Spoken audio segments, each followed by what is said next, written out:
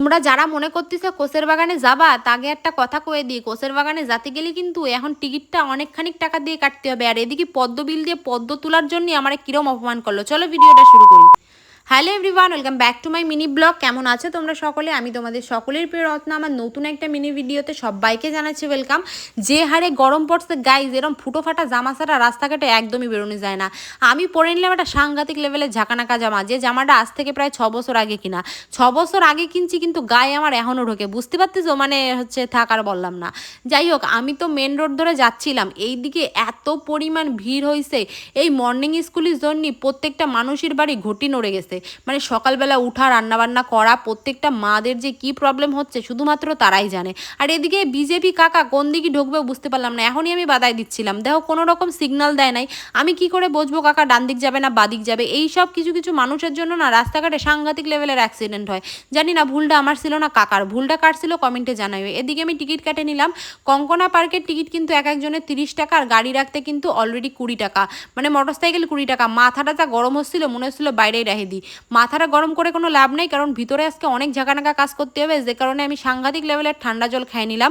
বাড়ির থেকে আমি ঠান্ডা জল যেহেতু নিয়ে এসেছিলাম, তোমরা একটু কমেন্টে জানিও তো ঠান্ডা জল খেলে কি মানুষ মোটা হয় না রোগা হয়? এই কমেন্টটা কিন্তু আমার চাই, সবাই কিন্তু কমেন্টের রিপ্লাইটা দেবা যে ঠান্ডা জল খেলে মানুষ মোটা হয় না রোগা হয়। যাই হোক, গরমের জন্য আমি তো খাই, পরে চিন্তা করবো রোগা হবো না মোটা হবো। যাই হোক, এই যে যে জায়গাটা তোমরা একটু দেখো, আজকের আউটফিটটা পুরো ফাটাফাটি লাগছিল আমার নিজের কাছে। প্যান্টটা আমি ধার করে নিয়ে এসেছি গাইজ, আমার প্যান্ট না ভাগ্নির প্যান্ট। তো অন্বেষার প্যান্টটা পরে আজকে দেখো এই জায়গাটায় যদি আমি রেগুলার প্রায় 10 থেকে 20টা পুশ আপ দিই, আমি পুরো এক সপ্তাহের মধ্যে পুরো ঝাঁকানাকা একখান ফিগার করতে পারবো। কারণ রেগুলার যদি এতগুলো করে পুশ আপ দেওয়া হয় তাহলে তো আমি রোগা হবই, তাই না? ভাবতেছি এইটা খুলে আমি নিজের বাড়ি যদি বসাই, নিজেও করবো পাড়ার লোকরাও করাবো, কেমন হবে বলো তো? বুদ্ধিটা কেমন সেটা জানাও। যাই হোক, চলো এবার তোমাকে সাথে মেন জায়গাটায় ঢুকাই, মানে মেন পয়েন্টে আসি। জানো তো আমাকে কঙ্কনা পার্ক, মানে শুধু কঙ্কনা পার্ক না গাইস, কি আর কব, পার্কে গেলি বয়ফ্রেন্ড ছাড়া পার্কে যাওয়াই যায় না, কোনো ভাই বোন ভাগ্নি ভুগ্নি এগে নিয়ে পার্কে যাওয়া যায় না। কারণ পার্কে যদি যাও এত লোক থাকে, মানে সব সময় কাপেল আর কাপেল কাপেল, কাপেলের মধ্যে নিজের লাগে আপেল, মানে এতটা বিরক্ত লাগে। কিন্তু ওই যে আমি যেহেতু ফটো তুলতে প্রচুর ভালোবাসি, ঘুরতে ভালোবাসি, তাই পার্ক বৃন্দাবন স্বর্গ মর্ত যেখানেই হোক আমি নিজেই কিন্তু চলে যাবই। মানে সে জেনেই হোক না কেন, সেখানে যাতে যাই লাগুক না কেন।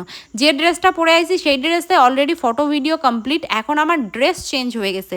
নেক্সট ড্রেসটা পরলাম, তোমরা তো দেখে বুঝতেই পারছো নেক্সট ড্রেসটা কেমন দারুণ। আর আজকে এখানে এসে এমন একটা লোকেশন তোমাদের সাথে শেয়ার করবো, আমি জানি এই ভিডিওটা দেখে তোমরাও কবা লোকেশনটা দাও।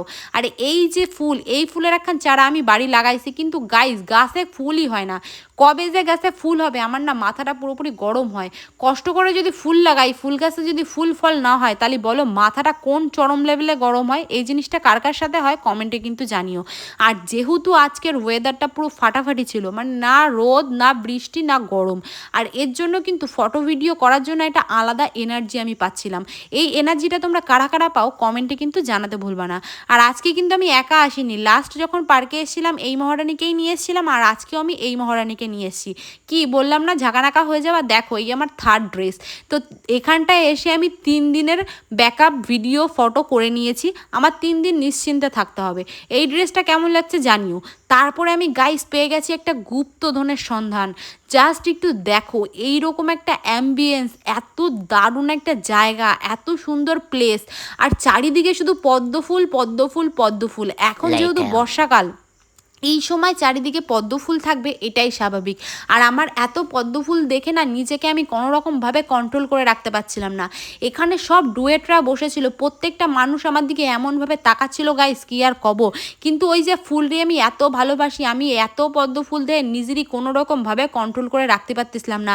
আমি এনে এক দৌড় দিয়ে চলে আসছি, মনে হচ্ছিল এক লাফ দিয়ে পদ্ম পাতার মধ্যে যে শুয়ে পড়ি, এত দারুণ লাগছিল।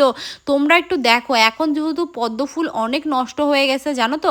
আর এই নষ্ট হওয়ার কারণ কি বলো তো? যেহেতু এখন কিন্তু এই জায়গার যে জায়গাটা পুরোপুরি পুরো ভরে যাচ্ছে, আর এইগুলো কিন্তু টিউবওয়েল লাগে না। বাড়িতে আমরা কত টাকা খরচ করে এক একটা টিউবওয়েল কিনে বসিয়েও ফুল পাই না। আর এইরকম একটা জায়গায় 1টার থেকে 10টা গাছ হয়ে গেছে পুরোপুরি ফ্রিতে। হঠাৎ করে দেখি এই কাকাটা জলের মধ্যে নামলো, আমি ভাবলাম মানে কত ভালো লাগতেছিল যে আমার জন্য কোনোদিন তো নিজের বয়ফ্রেন্ডটা ফুল দিতে পারলো না জলের মধ্যে মধ্যে দিয়ে এই লোকটা হয়তো আমার একটা ফুল দেবে। আমি প্রচুর এক্সাইটেড ছিলাম যে কাকা কখন উপরে এসে আমার একটা ফুল দেবে। আমি বললাম আমাকে একটা ফুল দেবে তো? বলে হ্যাঁ হ্যাঁ। ওমা পরে অনেকক্ষণ 10-15 মিনিট এখানটায় দাঁড়ায় রয়েছি। দাঁড়ায় থাকার পরে কয় কি ফুল নিতে গেলে টাকা দিতে হবে। আমার মাথাটা যে কী লেভেলের গরম হচ্ছিল, ওনারা দেখে কী লেভেলের দৌড় মারছি সেটা তো তোমরা অলরেডি দেখেই ফেলছো। কাকা এতগুলো ফুল কিনতেছিল, মানে এতগুলো ফুল এখান থেকে ছিঁড়ছিল। এটা কিন্তু পুরোপুরি ফ্রি ফুল, মানে এখান থেকে ফুল তুললে কোনো রকম টাকা লাগবে না, কোনো সমস্যা লাগবে না।